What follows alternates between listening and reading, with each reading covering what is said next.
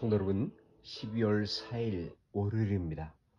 오늘도 하나님께서 우리에게 주신 참 좋은 아침입니다. 참 복된 날입니다.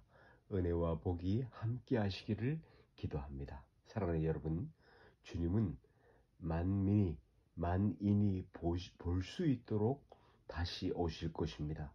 재림하실 것입니다. 7절 말씀을 보면 볼지어다 구름을 타고 다시 오시리라. 각 인의 눈이 그를 보겠고 그를 찌른 자도 볼 터이요 라고 하였습니다. 요한계시록 1장 7절 말씀이죠. 각 인의 눈이 그를 보겠고, 여러분, 이는 주님께서 오실 때에 만인이 볼 수 있도록 각 인이 그를 보겠고 그를 찌른 자도 볼 것이요, 그렇게 다시 오실 것이라는 말씀입니다. 재림하실 것이라는 약속입니다. 이 말씀은 그런데 인간의 이성으로는, 지식으로는, 지혜로는 도무지 납득할 수 없는 말씀이죠. 이성과 충돌하는 계시의 말씀이지요. 왜냐하면 예수님께서 육체로 만일 다시 오신다면 어느 한 공간에 임하실 것이고, 그렇게 되면 그 주변의 사람들 위에는 주님을 볼 수 없을 것이기 때문입니다. 사실 우리의 제한된 눈으로는 지구의 한쪽 끝에서 반대편에서 일어날 일들을 볼 수 없습니다. 그러나 물론 오늘날에는 위성의 발달로 인해서 지구 반대편에서 일어나는 일도 동시에 볼 수 있게 되었습니다. 그러나 그건 역시 한계가 있지요. 아무리 과학과 인공위성이 발달했다 할지라도 지구 반대편에서 일어나는, 부분적으로 일어나는 일을 볼 수는 없습니다. 어떤 사람은 주님의 재림이 그러므로 영적으로 이루어진다고 말을 하였죠. 그래서 모든 대륙에서, 특별히 우리 조국에서는 주님이 영적으로 재림하실 것이다, 그 주님을 볼 것이라 라고 말을 하였습니다. 주장을 하였지요. 잘못된 재림관을 가지고 공중에서 영적으로 주님이 재림하였다라고 주장하여 세상을 떠들썩하게 하기도 하였습니다. 역사 속에 있었던 그런 일입니다. 그들은 강하게 주장하기를 만일 믿음의 눈을 가진 자는 재림하신 주님을 보았다고 주장하였습니다. 그러나 성도 여러분, 성경은 어느 곳에서도 주님이 영적으로 재림하실 것이다, 재림하신다라고 말씀하지 않죠. 오히려 본문에서는 각인의 눈이 구름을 타고 재림하시는 것을 주님을 볼 것이라고 말씀을 하고 있습니다. 믿음이 있는 사람뿐만 아니라 주님을 찌른 자도 볼 것이라고 말씀하고 있습니다. 여러분, 마태복음 24장 주님께서 하시는 말씀에는 번개가 동편에서 나서 서편까지 번쩍임같이 인자의 임함도 그러하리라. 그날 환난 후에 즉시 해가 어두워지며 달이 빛을 내지 아니하며 별들이 하늘에서 떨어지며 하늘의 권능들이 흔들리리라. 그때에 인자의 징조가 하늘에서 보이겠고, 그때에 땅의 모든 족속들이 인자가 구름을 타고 능력과 큰 영광으로 오는 것을 보리라고 하셨습니다.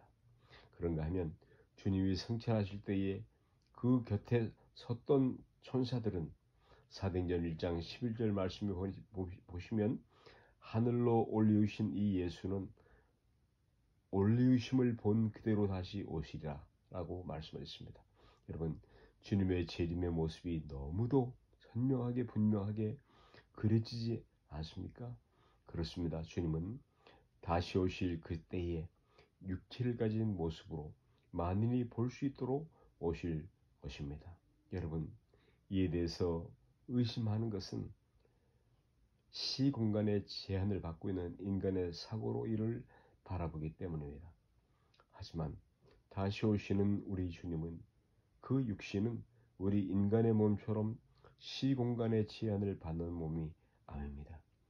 바울이 말한 대로 고린도서 15장 44절 이후의 말씀에 그것은 부활하셔서 변화되신 신령한 몸입니다. 여러분, 주님께서 부활하신 후에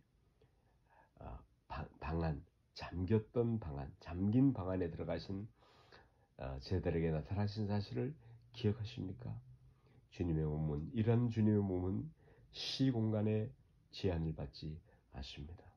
때문에 주님은 번개가 동편에서 나서 서쪽까지 번쩍임같이 모든 사람이 볼 수 있도록 재림하신다는 말씀인 것입니다. 우리는 이 말씀을, 이 하나님 말씀, 성경 말씀, 이 진리의 말씀을 조금도 의심하지 말아야 할 것입니다. 미혹되는 일이 없어야 하고 주의 영으로 임했다거나 하는 방법으로 하는 그런 거짓한 주장들에 미혹되어서 넘어지는 일이 없어야 할 것입니다. 우리는 오직 육체로서 만인이 보는 가운데 영광스러운 모습으로 오실 주님의 재림을 소망하며 신앙생활하여야 하겠습니다. 예수께서 가라사대 내가 말하였노라. 그러나 내가 너에게 이르노니 이후에 인자가 권능의 우편에 앉은 것과 하늘 구름을 타고 오신 것을 너희가 보리라 하시니. 주 예수께서 저희의 능력의 천사들과 함께 하늘로부터 불꽃 중에 나타내실 때에 할렐루야. 데살로니가 후서 1장 7절에 기록된 말씀인 것입니다. 8절 말씀 보면 요한계시록 1장입니다. 나는 알페와 오마가라. 이제도 있고 전에도 있었고 장차 올 자요 전능한 자라고 하셨습니다. 곧 하나님 말씀이 거짓이 아님을 확인하기 위해서 하나님께서 친히 인장을 찍으신 것이라 말씀할 수 있겠습니다. 여러분, 이 말씀의 진정성, 이것을 좀 더 깊이 생각해 본다면 보다 깊은 하나님의 메시지를 알 수가 있는데, 여러분, 어떤 계약서에 찍힌 인감도장을 확인하는 것만으로도 그 계약이 체결되었음을 확신할 것입니다. 그러나 만약 인감도장의 소유자인 그 사람의 사회적 평판을 들어서 만일 우리가 알고 있다면 그 확실성은 더욱 가증될 것입니다.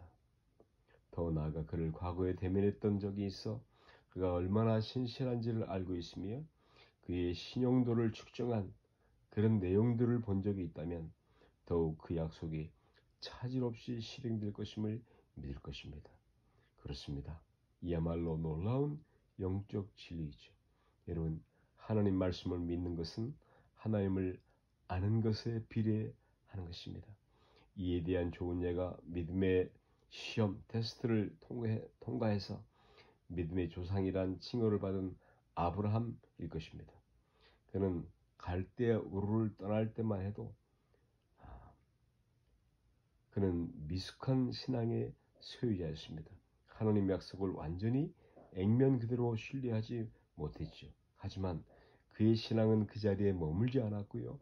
일련의 사건들을 통해서 그는 하나님을 조금씩 점점 알아갔습니다. 하나님의 신실하심 그리고 인간의 상식과 생각을 뛰어넘는 하나님에 대해서 알아갔습니다. Knowing God. 그리고는 마침내 인간적으로 보기에는 이해할 수 없는 요구인 독자를 제물로 드리라는 하나님 명령에도 지체하지 않고 순종할 만큼 놀라운 신앙의 소유자로서 만세대의 성도들에게 믿음의 조상으로 추앙받게 되었습니다. 네, 하나님을 알아갈수록 그의 말씀에 대한 우리의 신뢰도는 더욱 커지는 것입니다. 이를 역으로 생각한다면 만일 하나님의 말씀이 믿기지 않는 것은 무엇을 의미합니까? 그만큼 우리가 하나님을 모른다는 것이죠. 온 우주의 시작과 끝을 통치하시는 전능하시고 영원하신 초월자이심을 신뢰할 수 없기에 그의 말씀에 의심을 갖는 것입니다. 여러분, 말씀하신 것을 반드시 이루시는 하나님, 거짓을 말씀하시지 않는 하나님, 그러므로 우리는 그 하나님을 더 깊게 알기를 갈망해야 합니다. 우리가 여호와를 알자, 힘써 여호와를 알자. 그의 나오심은 새벽빛같이 일정하니 비와 같이 땅을 적시는 늦은 비와 같이 우리에게 임하시리라. 호세 6장 3절이었죠. 여러분, 이 말씀에 적극적으로 반응을 보일 이유가 있는 것입니다. 여러분이요, 본문은 요한이 본서의 본론을 시작하기 전에 쓴 서신서 형식의 머리말에 해당하는 말씀입니다. 그렇죠? 그러나 여기서 느껴지는 그 확신, 그 힘은 대단한 것이에요. 주 예수 그리스도에 대한 확신과 그 안에서 이루어진 성도에게 임한 복, 그리고 미래에 대한 강력한 확신, 확인은 우리로 하여금 하나님에 대한 그의 강한 신뢰를 짐작케 하고 있는 것입니다. 사도 요한에게는 예수님과의 친밀한 교제와 더불어 그분이 메시아임을 부인할 수 없는 경험이 있었기에 이토록 힘있는 고백을 할 수 있었던 것입니다. 물론 경험만이 중요한 것은 아니며 경험이 현재 신앙의 순도를 보장하는 것은 아닙니다. 그러나 신앙의 경험, 그 겪었던 그 경험은 우리의 믿음과 신뢰의 강도를 증가시키며 그리고 어떤 상황에서든지 힘있는 믿음의 고백, 신앙 고백을 이루는 데 도움이 되는 것만은 분명할 것입니다. 개인적일 수도 있고 그것은 공개적일 수도 있습니다. 중요한 것은 하나님을 인정할 수밖에 없는 믿음의 증표가 있는가 하는 것입니다. 그리고 또 한 가지, 그 증표로 인해서 믿음의 고백을 어떤 상황에서든지 담대히 할 수 있는가 하는 것입니다. 사랑하는 여러분이요, 부디 우리 모두 이 복을 누리시기를 소망합니다. 담대한 믿음의 복, 그 고백, 신앙의 증표, 그 큰 복을 누리시기를 축원합니다.